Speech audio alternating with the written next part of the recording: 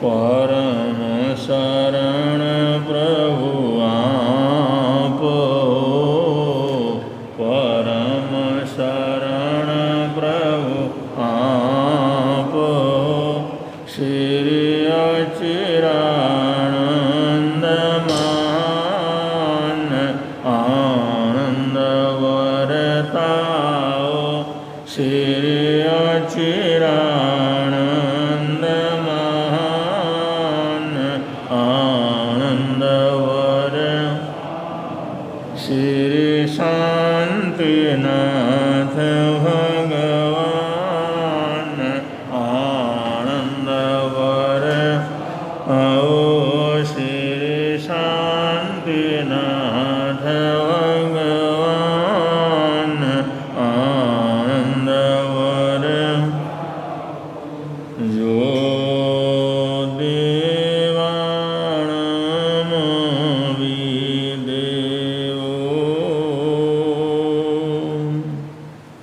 यं देवा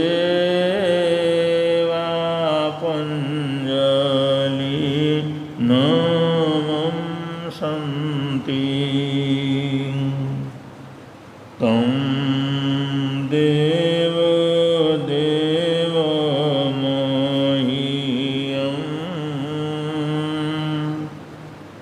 शिरसा वन्दे महावीरम्।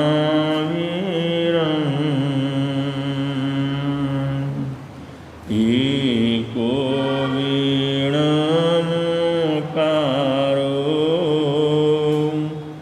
जिणवरवशः सवदमानस,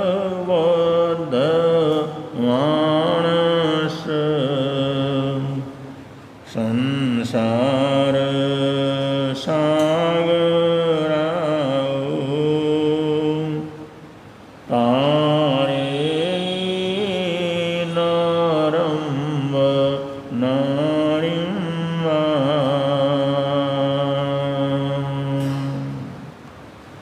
ऐसन नदी किनार की जिसमें सब बह जाया, ऐसन बड़ा तूफान प्रबल पर्वत झुक जाया करे। अक्सर दुनिया के लोग समय में चक्कर खाया करते हैं, लेकिन कुछ ऐसे होते जो इतिहास बनाया करते हैं, इतिहास बनाया करते हैं।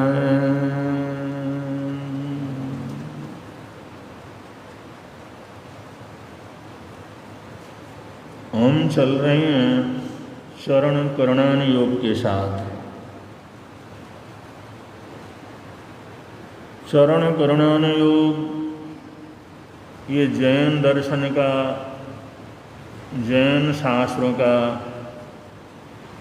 अपने आप में एक अद्भुत हिस्सा है, जिसका दूसरा अध्ययन दर्शनाचार है। उस दर्शनाचार में बहुत से विषयों के साथ अभी फिलहाल जो विषय चल रहा है,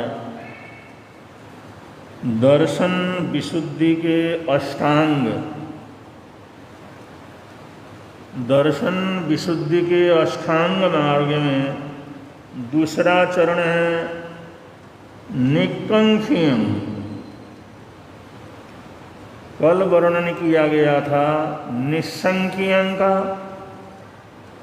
और आज ये दूसरा चरण है निक्कंखियं। तो दर्शन विशुद्धि के मार्ग में सत्य का अनुसंधान करने के लिए जब साधक चलता है, सत्य की खोज के लिए चलता है, सम्यक सत्य को ढूंढने के लिए चलता है, तो उसको कुछ बातों का विशेष ध्यान रखना होता है। अगर वो उन बातों का ध्यान न रखे तो कभी भी सत्य के खोज की उसकी यात्रा पूरी नहीं हो सकती।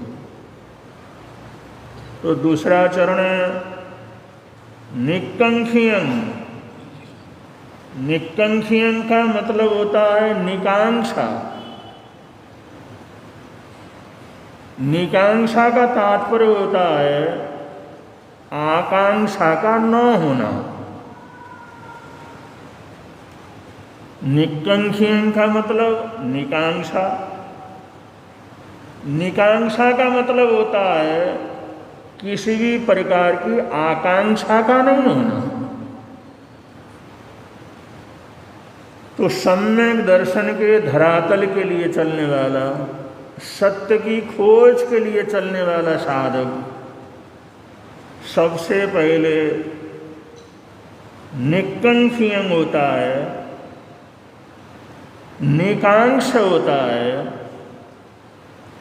या आकांक्षाओं से रहित होता है,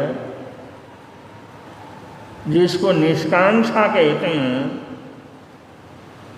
ऐसे आकांक्षाओं से मुक्त होकर के अगर कोई चले तो संभव है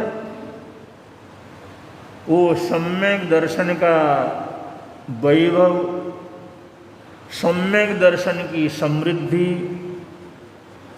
सम्यक दर्शन की साधना वो जीवन में सिद्ध कर सकता है। क्योंकि जिसके बिना कोई हमारी साधना का मूल्य नहीं है। हम कितने ही धार्मिक अनुष्ठान करें, हम कितने ही धार्मिक अध्ययन करें, हम कितने ही धार्मिक ध्यान और साधनाएं करें, जितने भी धार्मिक अनुष्ठान करें, अगर सम्यक दर्शन नहीं लगा हो तो पुण्य का परिबंधन का कारण तो हो सकता है, लेकिन उससे कर्मों की निर्जरा होकर के मुक्ति को प्राप्त नहीं किया जा सकता। उसके लिए तो सम्यक दर्शन विशेष रूप से विशुद्ध होना परम आवश्यक है। और उस सम्यक दर्शन की विशुद्धि के लिए आकांक्षा, आकांक्षाओं को छोड़ना, आकांक्षाओं को त्यागना, ये सबसे पहली जरूरत है। आकांक्षा का मतलब इच्छा। हम अपनी तरफ देखें, हम कोई भी काम करते हैं तो कोई न कोई इच्छा लेकर के करते हैं। चाहे जाप करें, चाहे पाठ करें, चाहे यात्रा करें, चाहे तीर्थों में जाएं, चाहे कोई तपस्या का अनुष्ठान करें, कुछ भी करते हैं तो कोई न कोई इच्छा, कोई न कोई आकांक्षा, कोई न कोई चाहत हमारे मन के अंदर जरूर आता कि हमने इतना किया है तो ये प्रभु ये काम हो जाए, ये मेरी रुकावट दूर हो जाए, ये मुझे ऐसी उपलब्धि मिल जाए। यहाँ तक कि अगर कोई भी साधु संत अगर कुछ कहते हैं कि भाई तुम जाप करो या सामायिक करो या तपस्या करो, अगला अगर सरल है तो जरूर पूछता है इसका क्या फल मिलेगा। सबसे पहले पूछता है इसका फल क्या मिलेगा। और फल मिलता है तो करें, अगर फल ही नहीं मिलता है तो क्या करना। तो कुछ भी करते हैं उससे पहले फल की आकांक्षा सबसे पहले आती। और सम्यक दर्शन के इस विवेचन में शास्त्रकार कहते हैं सबसे पहले आकांक्षा को छोड़ना जरूरी है। इच्छा ही नहीं होना, आकांक्षा ही नहीं होना। आदमी सोचता है बिना इच्छा के कौन काम करेगा, बिना फल के कौन काम करेगा। कोई बिना मेहनत करेगा तो उसका फल तो उसको चाहिए। बिना फल के परिश्रम करने का क्या मतलब है? बिल्कुल ही समझ में नहीं आता। इसलिए आध्यात्म का रास्ता बिल्कुल कठिन है, बहुत मुश्किल का रास्ता। दुनिया में तो कहते हैं तुम्हारे को 2 पैसा का फायदा होता है तो करो, अरे कुछ नहीं होता है तो करने की क्या जरूरत है। और एक रास्ता ऐसा है, तुम कितना भी करो लेकिन उसमें इच्छाएं कुछ नहीं रखना, आकांक्षा नहीं रखना, चाहत नहीं रखना। वीतराग भगवंत कहते हैं आकांक्षा ही संसार, इच्छा ही संसार।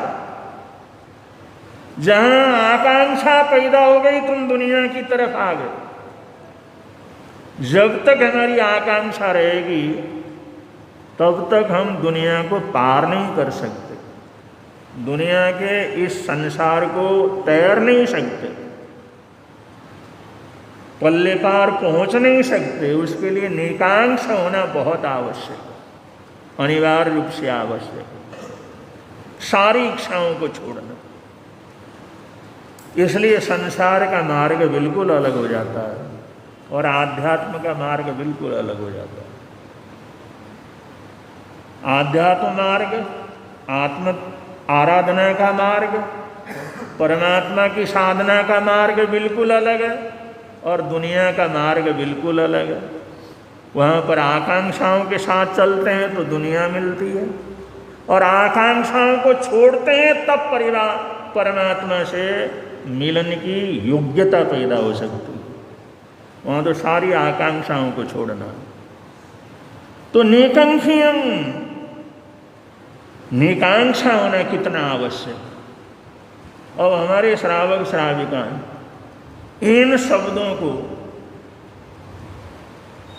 के सम्यक दर्शन के 8 अंग हैं, याद भी कर लेते हैं, जाप भी कर लेते हैं, पाठ भी कर लेते हैं, न मालूम कितने बार याद करते हैं, लेकिन याद करने से कुछ नहीं होता जब तो उसका अर्थ समझ करके उसका प्रयोग करने का प्रयत्न न करें। तो शास्त्रकार यहाँ पर कहते हैं निकांक्षित होकर के चलना है, क्योंकि इच्छा हु आगास समा अनंतिया, ये हमारी आकांक्षाएं तो अनंत हैं, वो तो कभी खत्म होती ही नहीं है। हम जिस वैभव को चाहते हैं, जिस बंगले को चाहते हैं, जिस कार को चाहते हैं, जिस पद और प्रतिष्ठा को चाहते हैं, हे भगवान मेरे को वो चीज़ मिल जाए। अगर जिन लोगों को मिला है उनकी यात्रा पूरी हो गई। उन लोगों को पढ़ो जिन चीज़ के लिए हम रात दिन परेशान रहते हैं।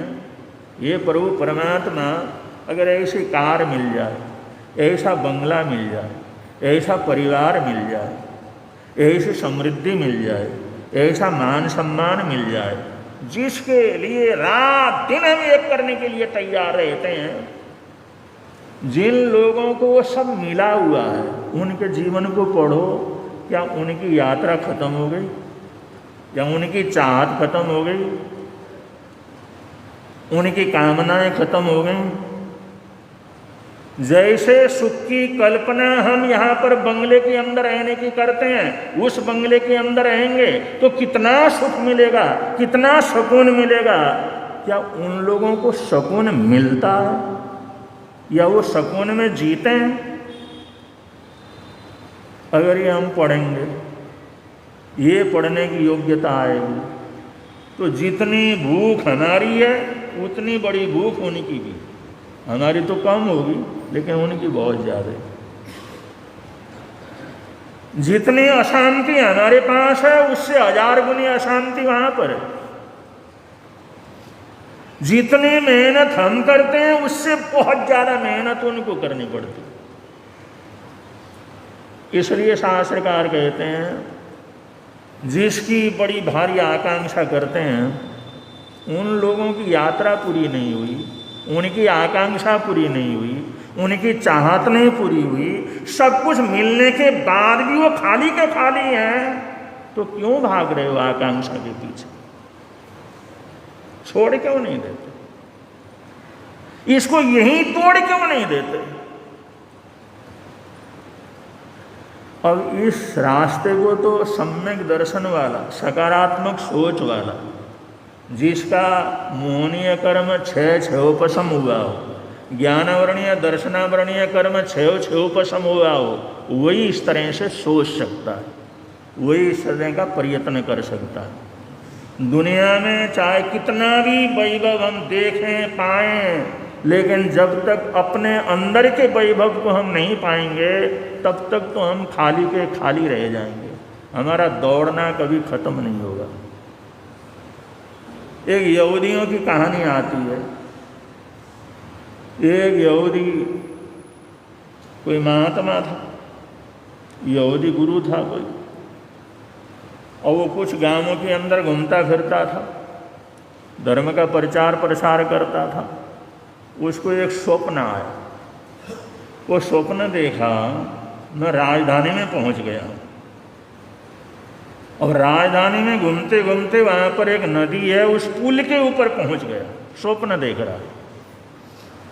और उस पुल के ऊपर चलता चला गया तो पुल के आखिर में एक बड़ा भारी जो है लाइट का खंबा है। और उस खंबे के पास जाकर के खड़ा हुआ तो खंबे के नीचे खजाना दबा हुआ, हीरे पन्ने सब चमक रहे। एकदम उसकी नींद खुली। उन्होंने कहा, सोना चांदी हीरे पन्ने खजाना दबा हुआ? अरे छोड़ो, स्वप्न है, स्वप्न तो आते रहते हैं। लेकिन वो स्वप्न ऐसा आता था, उसके दिमाग से निकला ही नहीं। और जो दिमाग में फिट हो जाता है तो कभी न कभी आ जाता है। दूसरे दिन फिर वही स्वप्न आ गया, और दूसरे दिन आया तो और पक्का हो गया, वैसा का वैसा स्वप्न, और ज़्यादा फिट हो गया। और फिर तीसरी बार भी वो स्वप्न आया। जो दिमाग में होगा वही तो आएगा, जिसका सोचते रहेंगे वही तो स्वप्न आएगा। उन्हें सोचा तीन बार आया है तो बिल्कुल सही होना चाहिए। वो चल पड़ा राजधानी के लिए। राजधानी वही देखी, वो पुलिया के ऊपर गया, यही पुल है।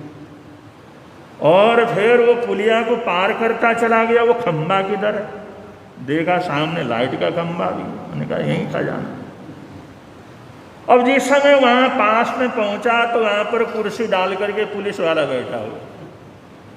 उन्होंने सोचा ये बैठा हुआ, अब करना क्या? अब ये पुलिस वाला है, अब पकड़ लिया तो और मुश्किल, पूछा तो और मुश्किल, और इसके सामने खजाना कैसे निकालेंगे? वो फिर वहां से लौट गया। घूम घाम करके शाम के समय आया, ये चला जाए तो उस खजाने को निकालें। शाम को दूसरा आकर के ड्यूटी के ऊपर बैठ गया। उन्होंने सोचा ले 3-4 दिन हो गए, और वो वहाँ पर चौकीदार उठता ही नहीं है, वो पुलिस वाला वहाँ से खिसकता ही नहीं है। एक जाता है तो दूसरा आकर के बैठता, करें तो करें कैसे? बड़ी समस्या हो। वो पुलिस वाले ने भी देखा था 2-3 बार आता है और यहाँ से लौट करके जाता है। उन्हें बुला, इधर आओ, इधर आओ। पहले तो डरा, अरे इधर आओ। अब जैसे जोर से बोला तो बेचारा वहाँ सामने गया। सामने जा कर के बैठा, वो कहने लगा क्या बात है, मरना चाहते हो? खुदकुशी करनी है, आत्महत्या करना है? आता और देख करके चला जाता, आत्महत्या करना? लेकिन आत्महत्या तो करना। उन्हें कहा फिर यहाँ कैसे घूम रहा? मैं कई दिन से देख रहा हूँ, बार बार यहाँ आता, लौट करके चला जाता, मतलब क्या है बतला?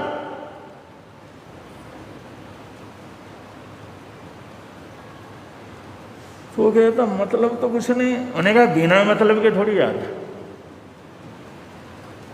उन्हें कहा एक स्वप्न देखा था। स्वप्न देखा? अरे स्वप्न तो हमने भी देखा। स्वप्न में तेरे जैसी शक्ल हमारे को दिखाई दी, और वो स्वप्न पहले बतलाता। वो पुलिस वाला के अंदर स्वप्न तो हमने भी देखा और शक्ल तेरे जैसी थी। सोचने लगा ये क्या मुसीबत हो गई लगी। उसने कहा भाई आपने स्वप्न क्या देखा? मैंने वो फलाने गांव को देखा, फलाने गांव को देखा और फलाने गांव को देखा, और वहाँ तेरे जैसी शक्ल वाला एक महात्मा घूम रहा था और उसका नाम ये था। वो सोच रहे तो मैं हूँ, वो गांव भी मेरे ही हैं, उन गांव में घूमता भी हूँ और वहाँ का पादरी हूँ, यहाँ तो वेश बदल करके आया और नाम भी मेरा वही है। मैंने कहा तुम्हें मैंने 3 सपने में देखा। मैंने कहा क्या देखा? मैंने देखा 3 बार देखा, जिस बिस्तर के ऊपर तू रोज सोता है उसके नीचे खजाना दबा हुआ। 3 बार देखा मैंने। जिस समय सोना, अरे मैं तो खजाने के चक्कर में यहाँ आया था। अब ये पुलिस वाला कहता है जहाँ तू सोता है उसके नीचे खजाना, वो वहाँ से भागा और अपना जहाँ बताया था वहाँ पर गया। कहानीकार कहते हैं यहूदियों में बहुत ये कहानी चलती है, जिस समय खुदाई की तो वहाँ पर खजाना निकला। यहूदी महात्मा लोग सुनाते हैं भाई खजाना तो तुम्हारे पास ही है, तुम देखते बाहर, ढूंढते बाहर, दुनिया भर में ढूंढते हो, लेकिन खजाने तो तुम्हारे पास ही। यही घंटाघर में 5-7 साल पहले वो मर गया था जो भिखारी था। अब जिस समय गंदगी वहाँ पर पड़ी हुई थी वो मर गया, उसको साफ सफाई की, थोड़ा उठाया तो वहाँ से कोई 5-7 लाख रुपया नीचे से निकले। वो दबा हुआ था खजाना और उसी के ऊपर बैठ करके भीख मांगता था। तो ये जो आकांक्षा है इसके पीछे हम दुनिया भर में देखते रहते हैं। अगर आकांक्षा हमारी खत्म हो जाए तो हम अपनी तरफ देखना शुरू कर देते हैं। जब तक आकांक्षा, शास्त्रकार कहते हैं तुम दुनिया के ढूंढते रहते हो। उधर से 4-5 आदमी चले जा रहे थे, रास्ते में से जा रहे थे, उन्होंने देखा एक बुढ़िया वहाँ पर शाम का समय खोज रही है, कुछ बड़ी मेहनत कर रही है, झाड़ू लिया हुआ है, टॉर्च लिया हुआ है। उन्होंने सोचा है बुढ़िया बेचारी पता नहीं क्या खो गया इसका, चलो सहयोग कर लेते हैं। उन्होंने भी इधर उधर ढूंढा, इधर उधर ढूंढा, बहुत ढूंढा, भी फलानी चीज़ मेरी यहाँ पर गिर गई है, छोटी सी चीज़ थी, ढूंढा खूब। उन्होंने कहा मिला ही नहीं। उन्होंने कहा माँ ये तो बतला कहाँ गिरा था ये तो बतला, तो वहीं ढूंढ लें, अब इतने देर से हम ढूंढ रहे हैं मिल तो नहीं रहा। उन्होंने कहा वो तो वहाँ घर में मेरे झोपड़ी के बाहर गिरा था। उन्होंने कहा जो झोपड़ी के बाहर गिरा था तो यहाँ क्या ढूंढ रही है? तो उन्होंने कहा वहाँ अंधेरा है ना, अब अंधेरा है वहाँ कैसे ढूंढ? तो यहाँ पर स्ट्रीट की लाइट है इसलिए यहाँ ढूंढ रही है। ऐसा होता है।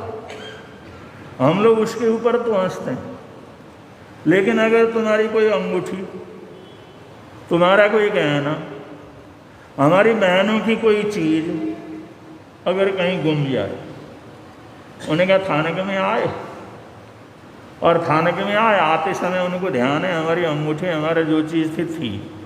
अब यहाँ पर व्याख्यान में बैठे, व्याख्यान में बैठने के बाद जैसे उठ कर के बाहर चले गए तो देखा वो है नहीं। अब इतना तो निश्चित है वो थाने में आए तो थाने में था, प्रवचन के अंदर बैठे तो था, लेकिन यहाँ से निकले और आधा रास्ता गए, अभी घर भी नहीं पहुँचे, तो अपने को पता लगा वो चीज़ गिर गई है।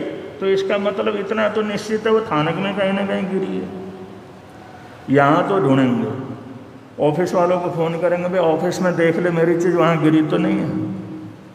घर में करेंगे अरे भाई वहाँ पर देख ले वहाँ पर गिरा तो नहीं है। अब यहाँ गिरा है तो वहाँ कैसे मिलेगा?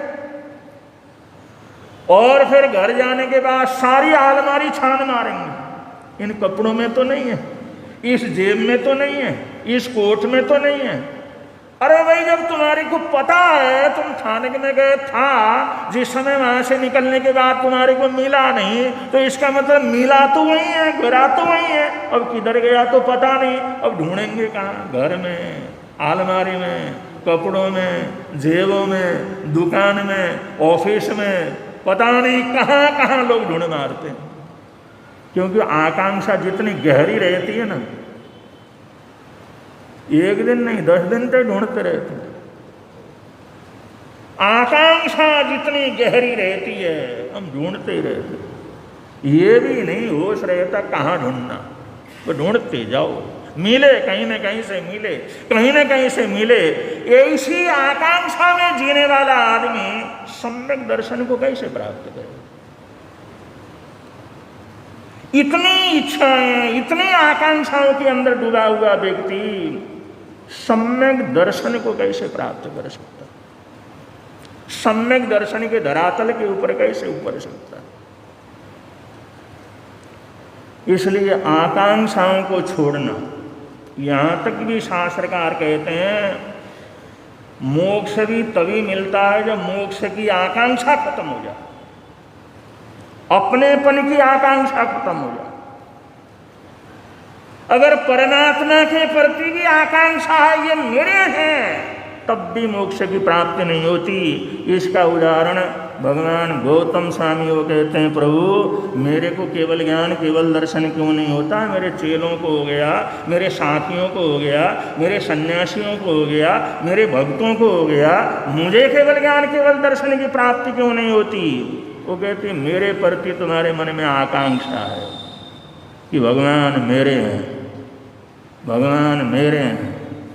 भाई ये मेरेपन की जो मेरे प्रति आकांक्षा उसको भी छोड़ना पड़ेगा। और वो कहते हैं भाई चलो मोक्ष नहीं मिले तो ठीक है, इसको तो नहीं छोड़ सकते। और बतलाओ, जिस आकांक्षा को 14 पूर्व का ज्ञानी नहीं तोड़ सकता, हम तुम कैसे तोड़ सकेंगे? लेकिन हम बड़े जो है अभिमान के साथ कहते हैं हम दर्शन सम्यक दर्शन ही है, फलाना मिथ्यात्व भी है, फलाना मिथ्यात्व भी है। एक दूसरे संप्रदाय वालों को मिथ्यात्व भी कह करके कोसते रहते हैं।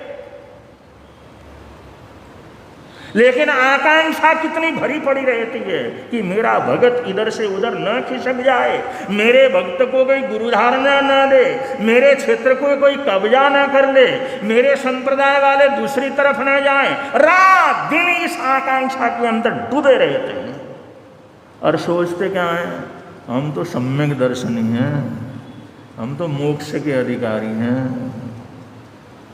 बहुत कठिन काम, बहुत कठिन काम है मिथ्यात्व की गांठों को काटना, बहुत कठिन काम।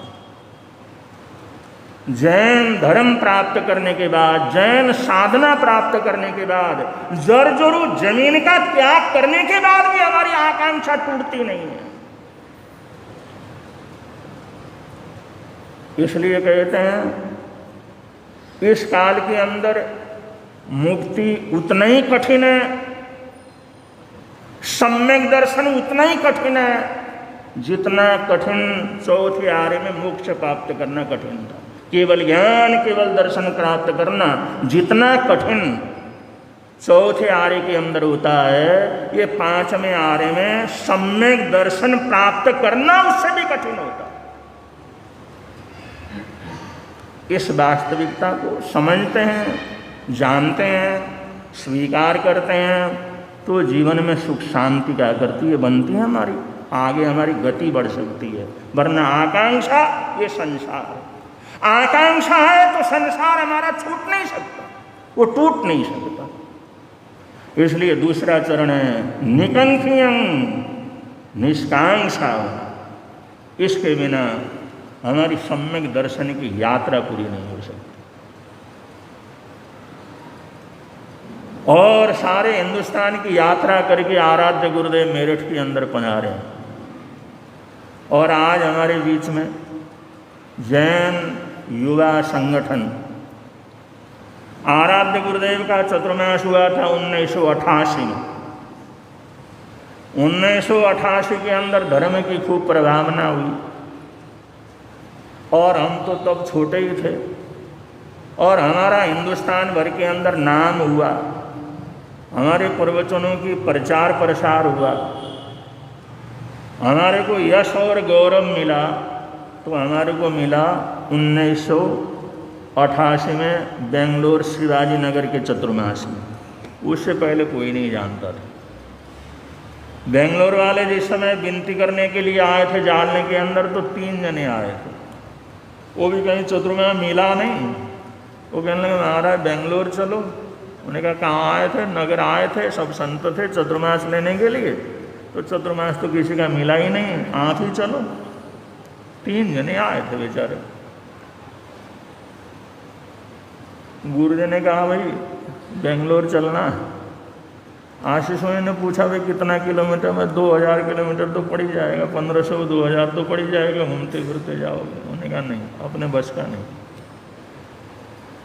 अभी हम दिल्ली से पुणे आए, इतना लंबा बिहार किया, अब यहाँ से फिर बेंगलोर, अपने बस का नहीं इतना जाना। गुरुजी कहने लगे देखो भाई मेरी ज़िंदगी का कोई अता पता नहीं है, समय का कुछ पता नहीं लगता। ये श्रावक बेचारे आए हुए हैं चतुर्मास की विनती के लिए। मेरी तो भावना है, लेकिन तुम लोग साथी संत तैयार होगे तभी तो चलेंगे। हमने सोचा गुरुजी की इच्छा है, तो गुरुजी की इच्छा को ब्रेक क्या लगाना। उन्होंने कहा गुरुजी अगर आपकी इच्छा है तो आप जो होली में चतुर्मास खोलते हैं, होली में नहीं अभी खोल दो, इसी समय खोल दो। तो उसी समय उत्तम चंद जी रोनवाल वगैरह वहां पर थे, 2-3 जने, उसी समय खोल दिया तुम्हारा बेंगलोर का चतुर्मास पक्का। जिस समय आगे बढ़े लोग कहने लगे कहाँ जा रहे हो? बेंगलोर। बेंगलोर को पार पाना आसान काम है, अच्छे की वहाँ पर अच्छे का जो काम हो जाता है, बेंगलोर जाके चतुर्मास करना। उन्होंने कहा अब तो मान लिया जाना तो है ही, लेकिन बेंगलोर के अंदर जो चतुर्मास हुआ, रोज कम से कम 2-2.5 हजार लोगों की उपस्थिति, हर रविवार को 6000 से 8000 10,000 लोगों की उपस्थिति।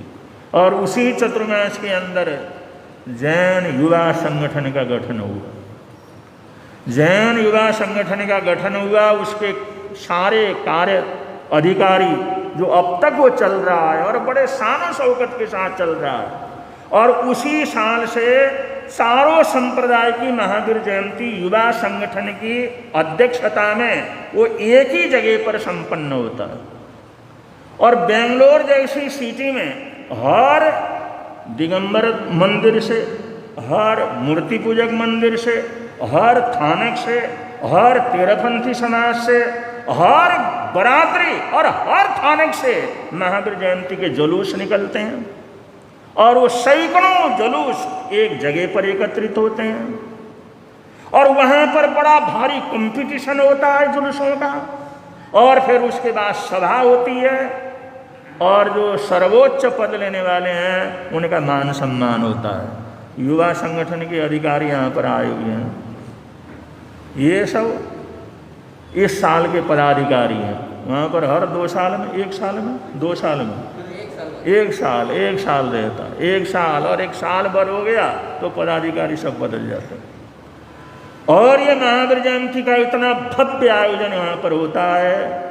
तब से 1980 से लेकर 88 ले कर आज तक महावीर जयंती का कार्यक्रम जैसा भव्य बेंगलोर में होता है, ऐसा देश भर के अंदर कहीं नहीं होता। इतने जुलूस, हर गली से जुलूस। फिर गांधी उस मार्ग के ऊपर इतना बड़ा जुलूस, सारे सैकड़ों जुलूस एक जगह इकट्ठे हो जाते हैं। फिर वो मैदान के अंदर उनकी कंपटीशन होती है, फिर वो सभा लगती है। जितने बेंगलोर में साधु सती हैं सब वहाँ पर इकट्ठे हो जाते हैं। और नेता लोग तो चाहते हैं हमारे को निमंत्रण मिले तो पहुँच जाएं। वो तो इस मौके पर उनको तो पब्लिक चाहिए, उनको तो पब्लिक चाहिए ना वोट लेना। वो था ये विनती करें, ये एक चिट्ठी भेज दें, एक सूचना भेज दें तो हम पहुँच जाएं। और ये युवा संगठन हर साल एक सामायिक दिवस रखता, सामायिक दिवस। और उस सामायिक दिवस में चारों संप्रदाय के लोग एक ही जगह पर अपनी अपनी परंपरा के अनुसार सामायिक करते। मुखपट्टी वाले मुखपट्टी पहन करके, मंदिर वाले हाथ में मुखपट्टी ले करके, तेरहपंथी लंबी मुखपट्टी पहन करके, और अपने दिगंबर परंपरा के लोग जो है बिल्कुल सादगी के अंदर जो है बैठ करके चारों संप्रदाय के 2500, 2200, 2000, 2300 इतने लोग इकट्ठे होकर के सामायिक दिवस के अंदर ऐसा माहौल रहता है, चारों संप्रदाय के लोग वहाँ पर इकट्ठे होकर के सामायिक दिवस करते हैं। ऐसा सामायिक दिवस भी बेंगलोर के सिवाय कहीं पर दूसरी जगह पर नहीं होता। और हमारे को तो फख्र है, हमने इसको जो संगठित किया उस समय, और उस समय से आज तक हमारी विरासत को, हमारे नाम को जैन युवा संगठन ने वहाँ पर जीवित रखा हुआ। हर कार्यक्रम में हमारा नाम वहाँ पर होता है। और उस समय हमने इतनी प्रेरणाएं दी, थानक, कई थानक बन गए, कहीं थानक बेंगलोर के अंदर बन गए। एक थानक श्रावकों ने बना करके समाज को भेंट किया। जहाँ पर कुछ नहीं था थानक का जो निर्माण की प्रेरणा दी, थानक खड़े हैं। तो बेंगलोर जाकर के हमारे को ऐसा लगता है जैसे अपने घर के अंदर आए हुए, अपने घर के अंदर आए हुए हों। तो बेंगलोर का युवा संगठन यहाँ पर आया हुआ, और आजकल सैकड़ों हजारों युवक इस संगठन से होकर के निकले हैं।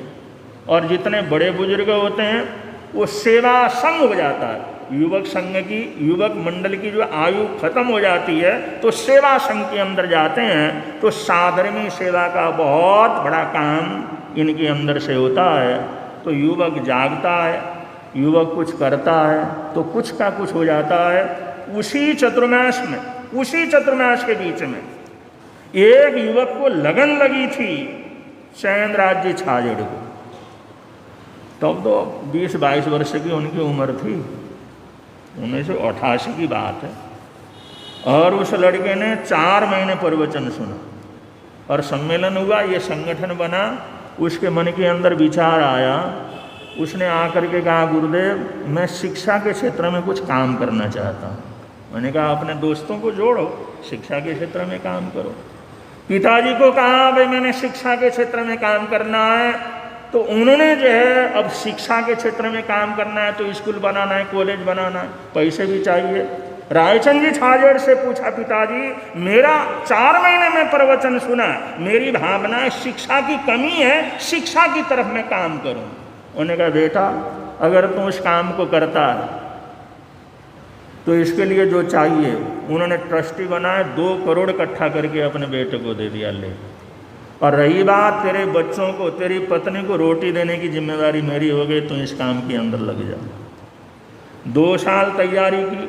1990 में सिर्फ 36 लड़कों से, 36 विद्यार्थियों से महावीर जैन कॉलेज प्रारंभ किया। आज महावीर जैन यूनिवर्सिटी, आज 60-70 हजार विद्यार्थी उसके अंदर पढ़ते हैं। 100 से ऊपर उसकी संस्थाएं चल रही हैं। तो एक आदमी भी अगर आगे बढ़ता है तो क्या से क्या हो जाता है। तो बेंगलोर वाले आते हैं तो बेंगलोर की वो सारी चीज़ें हमारे को याद आती हैं। और बेंगलोर के अंदर तो हमारा कभी थानक के अंदर प्रवचन हुआ ही नहीं, सब बाहरी पंडाल ही लगते थे, पंडाल के अंदर ही होता था। अब लोगों का भी ऐसा प्रेम, ऐसी सद्भावना जैसे बेंगलोर वालों ने दिया, वैसा तो हम सोच भी नहीं सकते। जितना उन्होंने हमारे को सम्मान, स्नेह, सद्भाव दिया है। आज युवक संगठन, उसके सभी पदाधिकारीगण यहाँ पर आए हैं, उन्हें बहुत बहुत मंगल कामनाएं देते हैं। और उनका ये जो काम चल रहा है समाज सेवा का, ये आगे से आगे बढ़ता रहे, ऐसी हमारी हार्दिक हार्दिक मंगल कामनाएँ हैं, हार्दिक हार्दिक सद्भावनाएँ हैं। और आज हम अपने प्रवचन को यहीं पर हम विराम दे रहे हैं।